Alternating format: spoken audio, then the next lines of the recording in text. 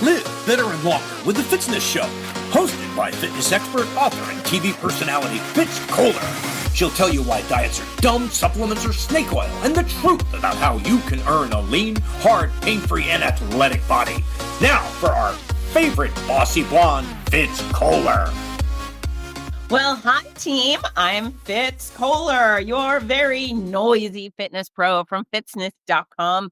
And welcome to the Fitzness Show. Today, we are going to talk about 20 plus things you should never say to a cancer patient. That's right. This is the show I've been wanting to do for a very long time. And I'm glad I finally sat my butt down to do it. I think it's a fun topic. Now, listen, I'm hoping to educate you. Cancer is everywhere. I think it's like 50% of everybody will have a cancer diagnosis at some point. Hopefully, the great majority of those are basal cell skin cancer, something small that's easily removed. But you know as well as I do, we are all affected by cancer, either personally as a patient or because we are watching someone we care about go through it, or we've lost somebody to cancer. And if you're new to my show and you're wondering, what the hell do I have the right to talk about this stuff? Well, I've done cancer in a very big way. In 2019 and 2020, I did the treatment triathlon. I had breast cancer. I went through 15 months of chemotherapy, 33 rounds of radiation and surgeries. And I've also had some melanoma removed. That's a good time. So both breast cancer and skin cancer. So I'm an authority based on lots of experience. And then, of course, I'm the author of the Healthy Cancer Comeback series books, my Noisy Cancer Comeback, Your Healthy Cancer Comeback, and the Healthy Cancer Comeback Journal. And so because of these books, my readers and I connect, and they tell me their stories, their stories of success, their scary stuff, they share their irritations. You know, we commiserate because they do say misery loves company. Gosh, I wish I could have 0 other people in this cancer club. I just hate it. I loathe the fact that anybody else has to hear those words today. Right now, at this second, someone's hearing you have cancer, and it will rock their world, spin it upside down. And, you know, cancer comes in all forms. It attacks so many different parts of our bodies, and nobody is immune, right? So men, women, all colors, all ages, all religions, all the people are at risk. And so, yeah, cancer is not a lot of fun, but we're going to have a lot of fun with this conversation because here's the deal. People said some crazy shit to me. People, like, right from the get-go, as soon as I shared my bad news, the world leaned in and I heard some whoppers. And I'm so fortunate that I'm resilient, right? And I'm patting myself on the back here, but I do have a good attitude. And so sometimes people would say things to me and I would just think, God, why would you say that? And I would laugh about it because that's inherently my nature, is to just find the humor in any situation. But I also, while I was hearing some of these comments, I would think, thank goodness I am resilient and a bright sider, because I could definitely see some of the comments I heard really crippling a cancer patient, really crushing their soul and making them feel sad, making them feel bad. And so know this, I imagine almost everybody has good intentions, right? You hear someone has cancer and you want to say the right thing, you want to help them out, you want to lighten the load. But there's some really good ways to go about that. And then there's some weird ones. So we're going to address the weird, and hopefully you can laugh at my expense, because I think almost all of this stuff was said to me. And then maybe you can take some guidance from this show on how to alter your presentation moving forward. And just know that, you know, wear your heart on your sleeve. You know, just telling people you care, I think, is the right way to go. Folks, if you haven't done so already, make sure you click like and follow on the Fitzness Show, wherever you like to listen. If you want to leave a comment or review, that'll make me happy. If you could share this show with a friend who you think might enjoy it, that would be pretty cool too. So yeah, let's get down to business. So number 1 on the list of things never to say to a cancer patient, you've got the good kind. What?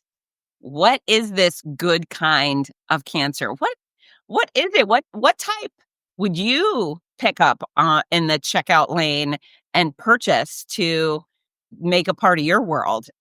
None. There are no good kinds of cancer. So, the reality is some of them are more terrifying than the others. But when you're diagnosed, no matter what kind, I remember when I was diagnosed with basal cell skin cancer many years ago, and basal cell, thankfully, if you catch it quickly, it's just removable. I sobbed. I remember the dermatologist calling, and I was on vacation at a friend's beach house, and I just sat in the kitchen on the floor and sobbed. I was so scared. And so there is no good kind of cancer. So you've got the good kind. You got to steer clear of that. And even within breast cancer, there's different types of breast cancer, and some hormone positive, more treatable than hormone negative. But who the hell wants to hear that? I have cancer. Bad, all bad. Nobody wants to hear, well, you've got the good kind. It's very dismissive. And so, yeah, don't say that. Number 2, are you going to die? Oh, maybe. I mean, we're all going to die. Yes, the answer is all of us are eventually going to die. Sometimes the chances, there's, statistics involved with particular cancers, but rubbing that in, not such a good idea. Yeah, so maybe your friend has a cancer that's typically not curable. Maybe they'll be the unicorn. You know what? I was announcing Gasparilla, the Publix Gasparilla Distance Classic a few years ago, and a woman came up to me and she goes, "Hey, I just want to let you know that I am 6 years pancreatic cancer free." And I was so excited to get that news. I shared, I said, everybody here's a unicorn, and unicorns do exist amongst all of these type of cancers. So whatever type you have or your friend has, man, science is good, and it's not even miracles happening. Just people are beating unbeatable diseases. So yeah, don't ask people if they're going to die, because of course we're all going to die. And yeah, that's crushing. That's a crushing conversation. To be honest with you, when I was diagnosed, I thought for sure I was going to die. When I was diagnosed with breast cancer, I got that diagnosis and I thought, yeah, off I go. And I thought I was going to die quickly. The cancer was moving really fast and it was aggressive, and I didn't have any data to tell me I was likely to be cured. I just assumed, yep, I'm on my way out. And if somebody would have came and said, "Fitz, are you going to die?" I probably would have fallen apart even more. So maybe you have that conversation with your spouse or your parent, someone who's really close to you, but generically, are you going to die? Are you going to die is perhaps something you could avoid saying. Oh, also, this was fantastic. So when I was diagnosed, I kind of kept it on the down low until I got information, and my mom knew, but I didn't tell my kids until I had hard data to share. I was able to tell them and break this terrible news by saying, I'm going to be okay. My doctor assured me he has a plan to cure my cancer. I'm going to feel kind of bad for a while. I'm going to look kind of weird, but I'm going to be okay. Mom's not going anywhere. So I saved that information. And then eventually, because I decided I wasn't going to wear a wig and I was likely to show on stages around America bald, I made this weird little video, because what I didn't want to do is show up bald and then people say, "What happened?" And I have to, I got cancer, say it over and over and over again. So I thought, okay, I'll make this video, just tell people bad news, good news, bad news, I've got cancer, good news, it's treatable, I'll be fine. And my message was, you can cheer for me, do not pity me. I great disdain for pity, and it's going to be okay. So I did that. And oh my gosh, hundreds, maybe over 1,000 people commented. And one of the most instantly strange comments I started receiving was, just want to let you know my aunt died of breast cancer. Just want to let you know my sister died of breast cancer. And I kept thinking, stop telling me that. What a terrible thing to tell a person who is suffering from a particular disease. I don't care if it's MS, if it's Parkinson's, whatever. Way to rub salt in a wound by saying, just so you know, my mom died of breast cancer. And here's the thing. I'm going to give those people credit. I think they were trying to connect with me, saying, "Oh, we've been through it. I've seen it. It's hard.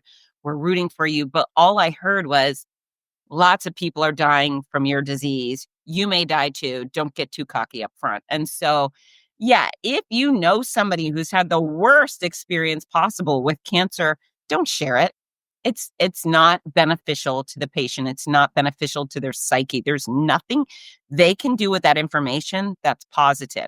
So don't remind your friend with a newly diagnosed cancer, or even one they've been battling for a while, that lots of people die. We get it. Cancer kills. It's the number one thought on our mind is, please God, I don't want to die. And to be honest with you, I mourned the loss of my life. I didn't want to die, but really I was struggling with not being around to see Ginger and Parker grow up and experience their whole world with them. So yeah, don't don't don't point it out. Keep it to yourself. Keep things much lighter than pointing out how many people you know that have died from that disease. Just skip it. Skip it. Okay. Okay, this one's very funny. Very, very funny. Once I was diagnosed, I started hearing from so many people that Fitz Kohler, was or am the bravest person they know. I was like, wow, I am? I mean, who knew? Who knew that I alone was the bravest person they know? I mean, golly, we all know some cops, some firefighters, some military. So brave. I mean, those are people really just strapping on a bulletproof vest to get through the day. But I alone stood tallest as the ultimate brave person in their world. I thought that was weird. I thought that was weird. Again, people are just trying to be nice, right? They're trying to encourage me and tell me they think I can do this. But the bravest, it actually becomes quite awkward as the patient, where you're standing there fearful, and their fear doesn't go away with cancer. I don't know if anyone takes on cancer without fear. We do the things we have to do to survive. I don't believe I'm the bravest person. Many people know I'm the loudest, certainly, possibly the bossiest, perhaps even the most energetic or happy. I'll accept those, but brave, kind of awkward. So whatever, you do what you want with that information. But unless that person really has been to Iraq or Afghanistan with a bomb or a big old gun strapped on their back, maybe, I don't know, pick a different compliment. That one's very funny. And all cancer patients, we giggle. We giggle because we've all been called the bravest person people know. That's strange. Okay, moving on. Next one is before you start chemo, and if you have the type of chemo that will take your hair, and not all chemos do take your hair, but many of them do. My disease was a quickly replicating type of cancer. And so they send in a drug that kills quickly replicating cells. And that includes not only cancer cells, but that includes hair and fingernails and all the pink stuff inside your digestive system, all the things that turn over quickly. That's what was going to take a beating for me. So I was going to lose my hair, and so many others do. So this is what I don't want you to say to people that are about to lose their hair. It's just hair. Don't ever say that to someone who is about to lose their hair without it being their choice. And really, if it is just hair, shave your effing head right now. That's it. If you feel comfortable walking up to anybody with cancer and saying it's just hair, well, go do it. Go shave your head right now. You're so cocky. It doesn't matter. It doesn't matter. It's just hair. Well, shave it. Take it off your head, because it's not just hair. I found it fascinating. People would say, well, it must be so hard because your hair is your moniker. It's your brand. I was like, no, my brand is about all the information in my head and the way I deliver it to you, with the way I package with energy and insight and love. That's who I am. My hair never was who I am. It doesn't, but whatever. I like my hair. I'm not a person who says it's just hair. I'll just shave mine off. I mean, hair requires maintenance, right? It requires brushing and washing and conditioning and perhaps coloring or cutting. Hair is an effort. And if you have it, it means it's because you want it, right? It makes you feel good. Also, here's the thing nobody thinks about. Hair warms your head. Once I went bald, holy cow, any sort of wind blowing on my head really felt like I was in the Arctic. And I'm a I'm a lean Floridian, so any chill really, really gets me good. I would walk from the outside. Maybe it was nice and humid here in Florida, and then I'd walk into an air conditioned building, and all of a sudden, whoosh, my head would get it, and I'd be ducking down into my shoulders like a turtle. So hair has a bunch of different purposes. Of course, changes our appearance or affects our appearance. I really liked the look of my hair, which is the reason why I had it the way I did. And it wasn't just hair. Now here's the deal. Of course, I was still me. I was still me. All the good stuff was still there, so I say. But it wasn't just hair. And losing it broke my heart. It just did. It just made me sad, and dismissing the sadness that losing my hair to save my life brought on wasn't a good thing. So don't ever tell a cancer patient, even if it's a man who keeps his hair in a buzz cut, don't say it's just hair, because it's not just hair. And it's a really powerless position to be in. Oh my gosh. And so, uh, yeah, there's that, the falling out, it's knowing the fear of your hair starting to fall out. That alone is really traumatic. And then when the hair does start coming out, it's another trauma. Oh, my hair came out in just chaotic ways. I was announcing the Los Angeles Marathon. It was all over the place, all over my stage. I had promised my daughter I would not shave my head without her. So instead of shaving it in Los Angeles like I wanted to, I flew home with my hair falling out, and the airplane was covered with my long blonde hair. My hair, I measured it, was 24 inches long. So 2 feet of hair and hundreds of pieces all over the place. My seat was surrounded. My seat was covered. The floor around my seat was covered. The path between my seat and the restroom was covered with hair. It was embarrassing. It was. And I'm not a person who gets embarrassed, because I really don't care what other people think, but I felt uncomfortable, I should say. And there was these 2 nice girls or women sitting next to me, and I just kept apologizing, saying, I'm so sorry. And I told them, I said, I just started chemo and it's coming out and I can't do anything about it. And they said, it's okay. But then I would see these hairs on their legs or whatever, and I just cringed. So the process is tough. And then the act of cutting off hair you like is tough, and shaving your head is tough. And it's funny, sometimes I look online, I see cancer patients that are basically having a little party over their head shaving, and they're laughing and having wine. And I didn't have that capacity. I came home, I had my hairstylist meet me at my house. I landed in Gainesville Airport, flew home. My family was waiting for me. We sat at the kitchen table. I literally covered my eyes. I sat there with my hands over my eyes while she first chopped my hair. She braided it. And I think Parker wanted to have my hair. That was one of his sources of comfort when he was a baby. He would just twist my hair within his fingers. Parker thought I was dying. He did not believe that I was going to be cured. And so he wanted my braid. And so she braided my hair and chopped it off above the braid, gave that to Parker, and then the shaving began, and I just hid. It was just very traumatizing, right? So if you think it's just hair, it's not just hair. And man, I looked at myself in the mirror. I shaved it there. I got it to a 2. I think she shaved it to a 2.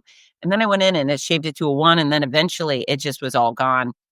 It's just traumatizing, and it's a lengthy process. It's not just as simple unless you go in right away, say, I have cancer, I'm gonna lose my hair, zoop, zoop, and you shave it down to a 0, whatever that is. The process is going to be significant and tricky and emotionally just explosive, right? So it's not just hair. It's not just hair. Okay. So here's the other thing about hair. How many people would come up, and my hair, long and blonde, that's the way I like to keep it. We know this. People would come back and say, oh my God, do you know that when it comes in, it may be really dark or it may be really curly? And so many people were just having a lot of fun with this. Did you know? And I thought, yeah, fucktard, excuse my language, but why is this so fun for you? So what you're telling me is the hair that I loved, that I lost, may never be the same. And that's really fun for you. That's clever, interesting, haha information. Why would you rub that in? So Again, in my mind, I would think, idiot, they don't know any better. So I would get on with it. But so many cancer patients, they will never have their hair back the way they like it. And the other thing I thought, okay, it might come in dark and it might come in curly, but I have a job. So I will maybe dye it and straighten it if I want. But yeah, it's not fun. Those little tidbits where you're telling somebody, haha, this could be totally different and weird. Not cool. I did not like that at all. And here's really what you should know is based on the drugs many of us receive, our hair will never grow back. So I was on a drug called Taxol or Taxotere, and running constantly on television when I was going through treatment was an advertisement for a class action lawsuit against Taxol for those people who lost their hair and it never came back. So you might be thinking, haha, your hair is going to be dark and curly or red and curly or whatever. What if the hair never comes back? What if those people have permanent hair loss? Not so fun. And so it's a little nuanced. And I know you're probably, or you or whoever's saying this is trying to be engaging and bright siding, but it's not. Those are conversations that are kind of just off. They should be off base, I think. If you and your bestie want to talk about it, if I'm the hair loser, if I'm the cancer patient and I want to tell Christy this is what's going on and it's weird, fine, we can laugh about it. But to approach a cancer patient with those comments is just not ideal. The other thing I've heard is people tell others they need to wear wigs. In fact, one of my friends, she was told by her employer she needed to wear a wig because she didn't want to concern their customers.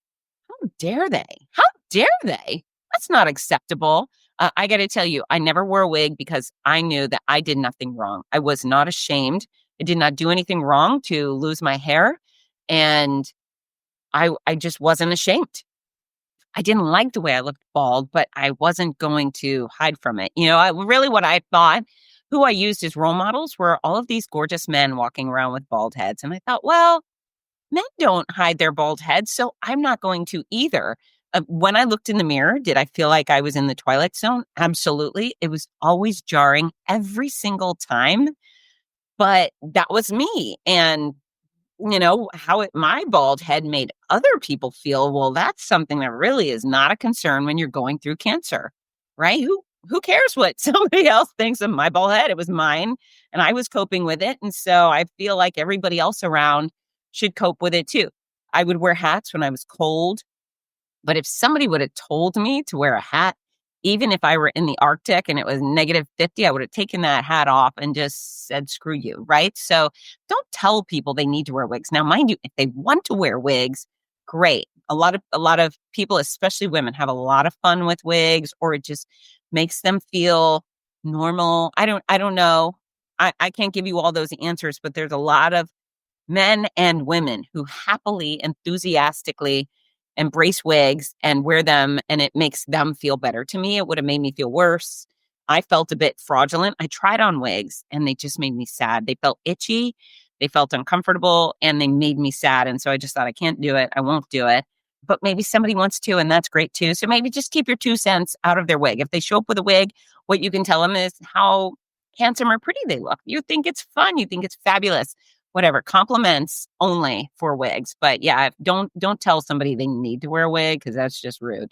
Okie dokie. Now here's a subjective. You look like blank.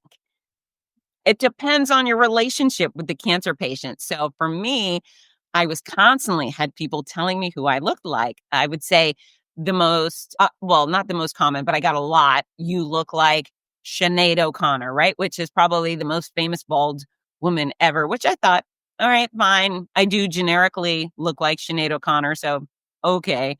But I got it a lot.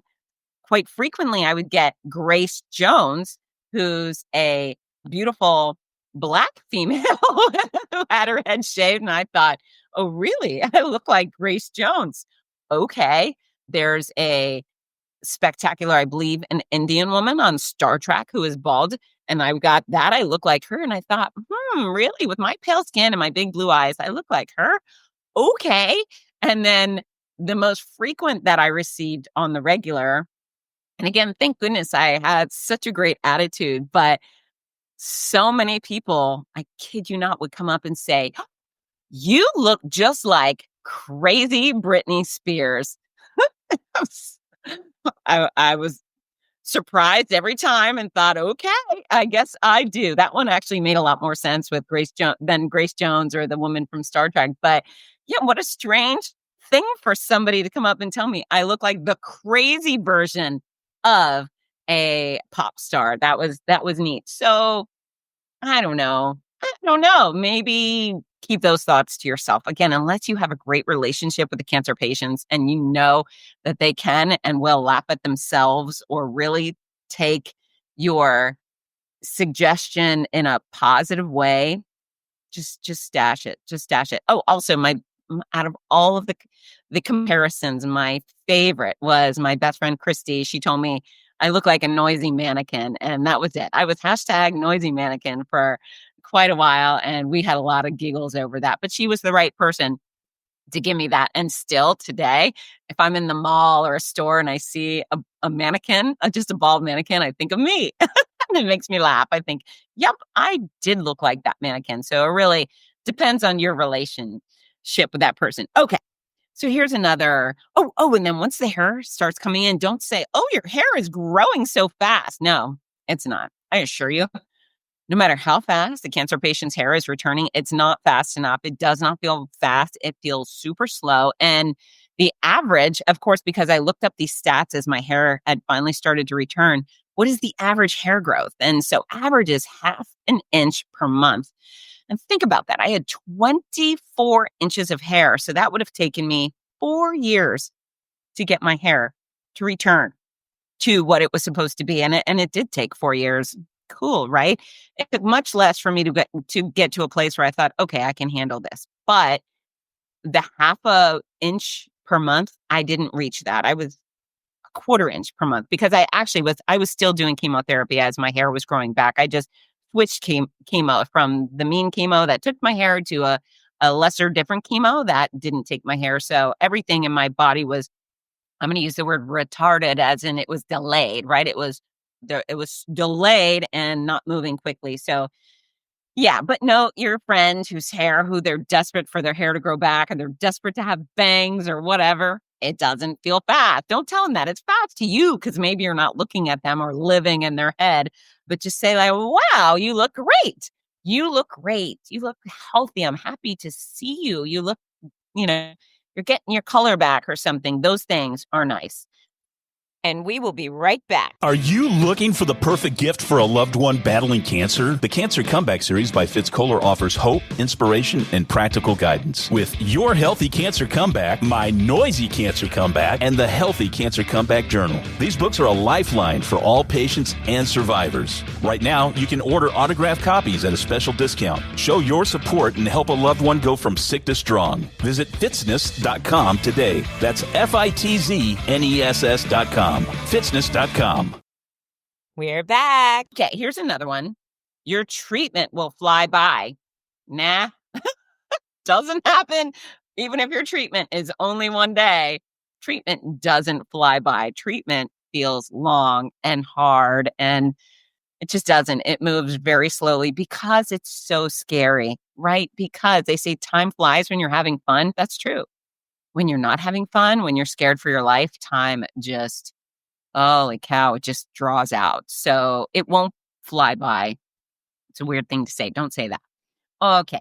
Oh, and to say, well, I had a friend who had your type of cancer and they had it much worse. Oh, how demeaning. How demeaning. Cancer is not a competition. It's funny. I interact with so many people, and I had a very lengthy time with my cancer treatment. Sometimes women will tell me, they'll say, "I feel guilty. I quote unquote only had a lumpectomy and some radiation, or I only had a mastectomy." And I think, for the love of God, there's no only in cancer care. This is not a competition. And what I want with my whole heart is for you to have less. Don't feel guilty. Don't feel bad. For those of us who can get off easier, well, then that's a win. We want every cancer patient to be cured immediately without hardship. And hopefully that's coming. I actually do have such faith. Not recently, it was about 2 years ago, I went to the ASCO. It's American Society of Clinical Oncology Conference in Chicago. It's an annual conference where all these cancer killing geniuses from around the entire world come to this conference and they share information, and the drug companies are there and the surgeons are there, all the people. And it was mesmerizing to see how much how much progress is being made every day worldwide for cancers of different kinds. And so I really do have faith that not only cures are coming, more humane cures, cures that don't take your hair, cures that don't take your body parts, maybe even vaccinations so we don't have cancer to begin with. I think it's all on its way. But yeah, all the treatment is hard. And so whatever cancer you have, if your medical team can nip it in the bud quickly, phenomenal. But don't diminish what you have. Don't ever say I only blank. Just know that you've got mad respect as a someone who's beaten cancer or endured cancer, and it's not only. And so, yeah, I got to tell you. So my hardest part was chemo. I had 15 months of chemo, and it just ripped me to shreds from the inside out. I was so violently ill, and I lost so much weight. That was really the hardest part. Radiation, I enjoyed I say enjoyed. Radiation was so much less hard than chemo. So by the time I started doing that, I was like, this is great. This is so easy. I had no idea what lasting consequences I would face from those easy peasy 15-minute radiation sessions. But yeah, and that was it. And then I had a lumpectomy. I had some breast tissue removed. I had 13 lymph nodes removed. Some women and even men have full mastectomies and they have all of their lymph nodes removed. And so surgically, did I have a significant experience? I did. Was way less difficult than some of the people who are having full mastectomies and then reconstructions, which is not just one surgery. Usually it's 8 to 10 surgeries. And so, but I don't do that. I don't think, oh, well, what I went through isn't really bad because it was less than she had. I don't do that. Golly, I was dragged behind a horse for a year and a half. I don't feel bad acknowledging that. And I don't know. It's just we don't compare and contrast. Don't diminish what you're going through. And then, of course, don't diminish what somebody else is going through, whatever type of cancer they have. I mean, golly, some of these treatments are wicked. And even if you only have them once and it's brief, it could be awful. And so there's no onlys when it comes to cancer. Oh, okay. Here's a fun one. Oh, free boobs, free boob job. No, it's not a free boob job. Trust me. It's not a free boob job. If you have a friend who has breast cancer and they've cut them off and they replace them, it's not a free boob job. Don't say that stuff. Would you say that to an amputee? Oh, you got your leg cut off. That means you get a free prosthetic, free new leg. Oh, that's weird.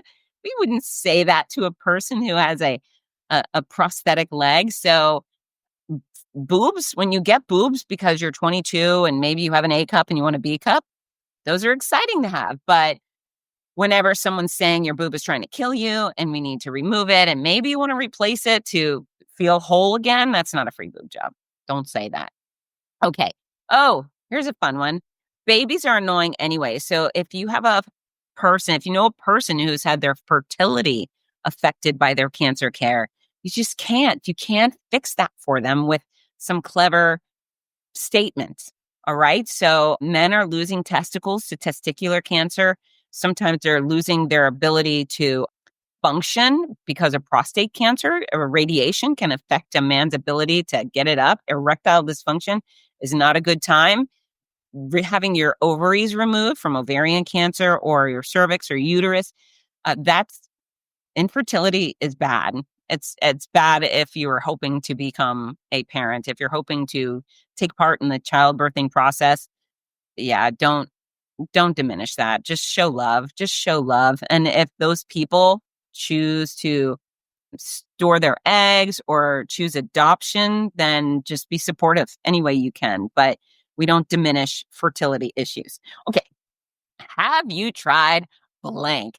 Boy, oh boy, did I find it fascinating. The amount of people who, many I didn't even know, they would come up, they would see my bald head, they would assume I had cancer. Now, I never wore a ribbon. I don't wear pink ribbons. I never wore a shirt that said cancer warrior. It's just not my style. A lot of cancer patients do. It makes them feel stronger, makes them feel better. It made me feel like a victim. So I don't wear those little cancer squad apparel or accessories. But people will come up and say, do you know if you do this diet or do this juice cleanse, you could beat your cancer? And you effing moron. Like, stop with the unsolicited advice. To be honest with you, so many people gave me advice. Do you know that my cousin's best friend had breast cancer and this is what they did and you should do it too? Stop. You're not a medical professional. More importantly, you're not my medical professional. I was exclusively listening to my medical professionals, and I didn't want advice from some Tom, Dick, or Harry online or even in person. If you are not a oncology professional, stop. I don't prescribe medical care for cancer patients. I prescribe exercises that are proven to benefit. I can tell you about healthy foods that are known to increase your chances of remission and decrease your chances of recurrence based on studies. But I'm not telling anybody they could cure cancer by running a marathon and eating some apples, because that's nonsense, right? So don't give unsolicited advice. Hopefully, the cancer patient is picking and choosing friends with great knowledge and experience to be able to help guide them. So I had my medical team, and then I had a couple of girlfriends who had recently done breast cancer. And when I had a question, I would contact them directly. That was it. I contacted them directly. I do not give out unsolicited advice. Even now, people can buy my books and they can learn what I have to share as an experienced cancer patient and a fitness expert. But if somebody I meet says they have cancer, I don't start telling them what to do. I just don't. So you shouldn't either. And know that your friends who had it too, don't bring them into it. This cancer patient doesn't want to learn from the fourth party. They just don't. Okay, let's see. Oh, when you have someone who's diagnosed, if you've had it or your friends have it, if you know some scary things about that process, don't share it. Don't say, oh, you've got bone cancer. Let me tell you about my friend with bone cancer and how bad that was. Don't do that. You don't want to share that kind of knowledge. It's just really intimidating and stressful, and it doesn't benefit the patient. When I showed up for my very first day of chemo, as you can imagine, that's a stressful day. I wake up and I'm thinking, okay, I'm going to get poisoned today. It's going to help. Yay, hooray. This process is going to start curing the cancer that's in my body. And I was eager for that, but also pretty terrified by how my body was going to respond. It's an unknown. So I show up and there's a friend's wife who is sitting in the line of chairs where I'm going to soon sit in. We're apparently using the same nurse this day. And I'm not going to tell you her name. She's referenced in my book, but I get introduced to her. I know the husband. He says, this is my wife. We're going to call her Susie Q right now. And Susie Q she was being treated for breast cancer, and she immediately lit into me and she said, oh, well, I've had it twice and it's spread to my lungs and it's spread to my liver and I'm doing this and all this stuff. And then she just unloaded every hardship she had on me. And all I could think at the time was, why are you telling me this? Why would you scare me like this? This is a terrible idea. And so don't do that. Don't do that. Don't share the worst case scenarios with people. You're not going to prepare them for it. Oh, I was going to be ready for cancer to spread to my lungs. Is that what she was trying to do? Or was she just trying to make herself feel better? And that's actually what was happening, is she just had to get it off. She had it so bad and it made her feel good to talk about it. It didn't make me feel good to hear about it. And in fact, at some point, my new chemo nurse, Lily, I will love forever, she saw what was going on when she came and she just kind of swooped me away. She put me in a chemo chair facing a different direction out the window. And I was just shell shocked. I assure you that it takes a lot to knock me on my butt, but I just sat there thinking, holy cow, why would she say that to me? And her husband, he did it too. It was bad form. So yeah, don't be the bearer of bad news when a cancer patient is already quite scared about their situation. Okie dokie. Oh, how about Well, you don't look sick. Oh, all right. What if they don't look sick? Does that mean anything to you? If they tell you they're not feeling good, believe them and leave that. You don't need to. It's interesting. I would spray tan before I'd get on a plane, and I think I boarded about 30 planes out of Gainesville, Florida, when I was going through treatment. So I'd have chemo on Monday. I'd be sick as a dog. I'd get IV fluids every day, and then Friday morning I would get up and Thursday I'd get my spray tan, and then Friday morning I'd get up and go to the airport. And I think sometimes those spray tans helped. I did my best with makeup. It wasn't always easy, especially when I lost my eyebrows and my eyelashes and stuff. But sometimes people say, "Well, you don't look sick," and then I thought, well, they're trying to tell me I look pretty, but I thought, oh, if you only knew how sick I was. So yeah, don't do that. You could tell them you still think they're beautiful or handsome, whatever it is, but you don't look sick. That's kind of, I don't know. I don't think that benefits the patient. Okay. Everything happens for a reason. Wow.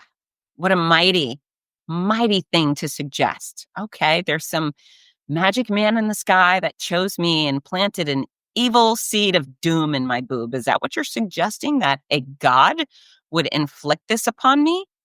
I don't I don't believe that. What about those parents who have their little babies in a hospital bed? Are, are is that for a reason too? I think that's popular saying that needs to just die, not a slow death, a quick death. It just, when someone's facing the most difficult challenge of their life and you tell them it happened for a reason, it's really insulting. No, thank you. No, thank you. And is there a good reason for cancer? I think not. No, zip zero, no good reasons. Oh, and then at least it's not blank type of cancer. Now here's the deal. As the queen of perspective, I thought so many, many times. I had just had one of my best friends die of pancreatic cancer a couple of months before my diagnosis. And as I was going through my breast cancer experience, even though it was terrifying, mine was statistically treatable. Charlene's was statistically untreatable. And so I did personally compare my experiences to her. And I would constantly think, wow, her appointments must have been a lot more stressful than mine, even though I was having stress. And I also often compared myself to children with cancer or being a parent of a child with cancer because, hey, listen, nothing could be worse than having your child have cancer. And I learned that really quickly. Ginger, without revealing too much, you can read it in my book if you want, but I thought perhaps Ginger also had breast cancer as my chemo started for a particular reason. And I remember thinking, please God, give me all the tumors, give them all to me. Just don't let her have any.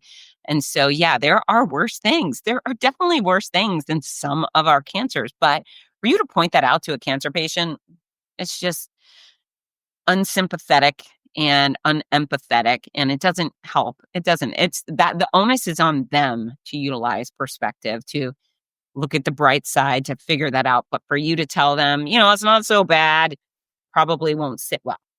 Let me know if you need help. Not the way to help a cancer patient. So many will be proud. Many of them will be independent. And the concept of asking for help is close to impossible. And so I felt that way. I felt so uncomfortable receiving help, so much so that I didn't ask for it. What helped is when people just sent food, when they sent a gift card for food, when they showed up with a blanket, right? One of my friends crocheted this beautiful blanket. I wear it. I use it all the time. It's still my favorite. If you care about somebody with cancer while they're going through treatment, tell them, I am going to give your children a ride to school every day this week because I know you won't be feeling good, and just show up at their house. That was one of the greatest gifts I received, is safe transportation for my children to and from school and activities. And their best friends' parents kicked in on that. And I was so grateful. Really, what I decided as I received help that I was uncomfortable receiving, I thought, okay, this is the time where my family needs it. And I'm going to accept this support gracefully, and then I will spend the rest of my life paying it forward, trying to help out other people in difficult positions. And I have. I do my best to help people all the time, and I'm no martyr, I'm no Mother Teresa, but it's meaningful to me And it takes away some of that burden of all of those times these wonderful individuals showed up at my doorstep to take Ginger and Parker to places they need to go or to feed my children. And when you can't feed your family, oof, that feels bad. That's not a good position. So know that the cancer patient you care about probably does have some ego, healthy ego, and probably is accustomed to being independent. So just bring a dish, mow their lawn, show up and say, hey, where's your lawnmower? I've got sunscreen on and I'm going to mow your lawn. Or I'm sending my housekeeper over to your house on Wednesday. Please just point Bob in the right direction of where you would like him to clean. So take action. Take action. Instead of saying, let me know if you need help, just take action. That's probably the most generous thing you can do. And maybe your person will eventually reveal that really what I need help is folding laundry, or I can't afford to put gas in my car. Could you help me with that? So there's a lot of ways. My book, Your Healthy Cancer Comeback, has a chapter dedicated to the cancer crushing community. That's you, with all sorts of ideas on how to help people going through cancer care. Okay. And last, this one's a real highlight, but it happens. You got to know, people say these wacky things. Aren't you glad you had it? Like, aren't you better off now that you've had cancer and it's over? Sometimes I hear people who have been in horrible accidents or have faced disease and hardship say, gosh, if I could turn back the clock and change things, I wouldn't. I'm so much better now. And good for them. But I tell you what, if I could go back and undo cancer in a heartbeat, I would flip that switch, erase it from my body, erase it from my mind in a heartbeat. I would never think twice about that. Now, the reality is am I better emotionally or intellectually? Have I made lemonade by writing these books?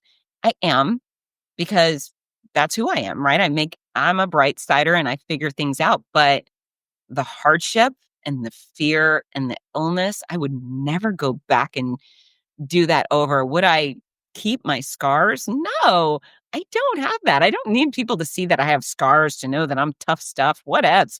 If that's you and it feels good to you, fine. But to suggest to a cancer patient that it was all for good, outlandish. I just think it's outlandish. So that's my list. That's my list. I hope this comes in handy dandy for you, because you will care about more cancer patients. I know you've cared about folks in the past, and yeah, you will care about more. And I got to tell you, it's landmines, right? You're trying to say the right thing. You're trying to help, trying to be there. And maybe that's what you can do. Just, I'm here for you. I love you. I will do what it takes to help. I'm going to come up with some creative ways myself to pitch in. But please, if you can point me in the right direction, that would help me out. Try not to comment on their appearance. And yeah, just tell them you love them. Tell them you love them and you're there, and drive them places. And yeah, it's hard. It's hard to be all things to all people. And maybe the cancer patient you care about is just a coworker you've only met a couple of times. Okay, well, then you don't have to show up and massage their feet when they have neuropathy. Instead, you can pitch in a gift card or send a cozy blanket, something like that. But the closer you are, the more interaction you're going to have. And yeah, I think hopefully this show has been helpful to you. And you might want to be honest and just say, gosh, I care so much about you. I don't know what to say. I don't have words that are going to fix any of this, but I'm here to listen. And maybe that's it. Maybe listening is your best bet. Okay. So we're moving into the communication tip of the show. And I think it's so important for us to be able to connect with each other through words and writing and and actions. And so based on, our topic today, what I want you to do is tell people that you love them. Say it a lot. Say it a lot. Every time you get on the phone with your parent or your sibling or your spouse or your kids or your besties, tell them, I love you. And I say it a lot to a lot of people, and I mean it. But that's in my heart, right? I see people and I think, oh, I love them. I want to help them. I genuinely care that much. And so you'll hear me say I love you a lot, and know that it's genuine every time. But maybe you're going to reserve it for special people, but say it. Don't just think it. We all know that young man who just has to assume his dad loves him because they have that relationship, that guy, father, son thing, and they don't say, I love you. Don't be that person. Love is very special. It's a wonderful, wonderful privilege to have people in your life that you feel so deeply about. So use that word, say it a lot, write it down, give gifts to say, I love you. I don't know. Just mean it. Say it. If you mean it, say it. Say it, say it, say it. Okay.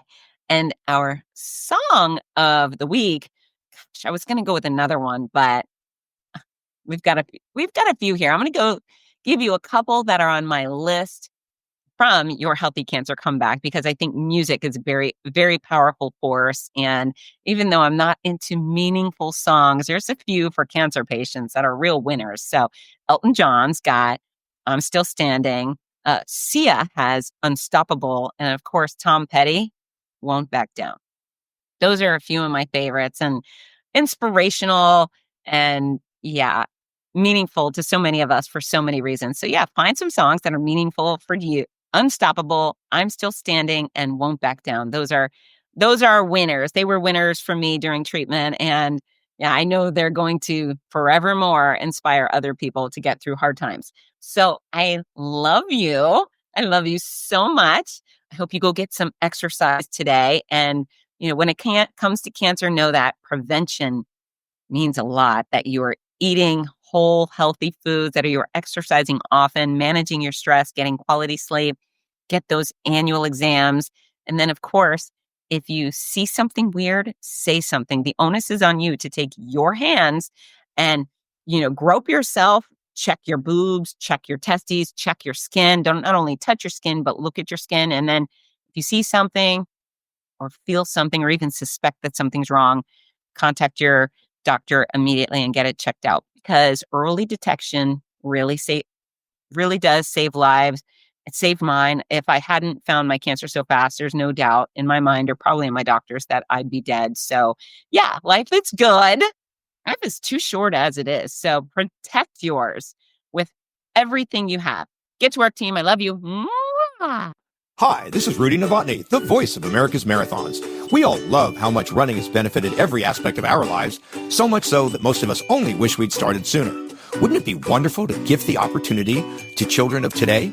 Well, you can. The Morning Mile is a before-school walking and running program that gives children the chance to start each day in an active way while enjoying fun, music, and friends.